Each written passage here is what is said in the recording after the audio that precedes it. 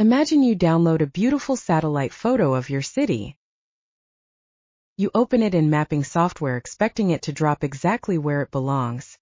But instead, it appears in the middle of the ocean. Roads don't match, buildings are in the wrong place, and nothing lines up. At that moment, your map is just a normal photo with no idea where it is on Earth. The secret hidden information that tells the computer exactly where this picture belongs in the real world.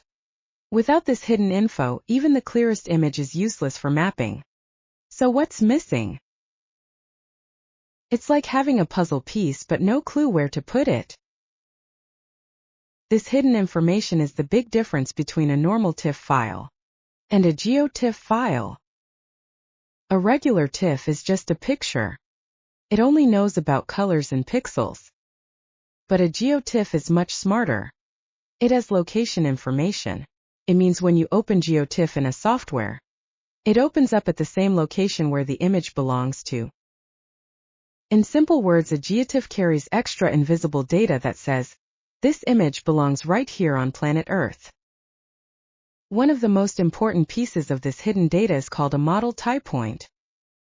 Think of it like a pin on a map. It simply says, this exact pixel in my photo matches this exact real-world location, latitude and longitude. Once the software knows even one correct point, it can place the whole image perfectly using scale and direction. Without that Model Tiepoint, the image gets lost. It doesn't know if it's in New York, Tokyo, or the middle of the Pacific Ocean. That's why your map file floats around with no place to go. Why does this matter today? Because modern technology needs maps to be perfectly accurate. Digital twins of cities, smart traffic systems, self-driving cars, disaster response, everything depends on images being in the exact right spot. Even a small mistake can cause big problems. So remember this simple difference. A normal TIFF is just a pretty picture, while a GeoTIFF is a smart map that knows exactly where it belongs on Earth. Next time you work with satellite images or maps, make sure you're using GeoTIFF files. And if you're working on remote sensing, GIS, or any geospatial project, always double-check that your data is in GeoTIFF format, not just TIFF.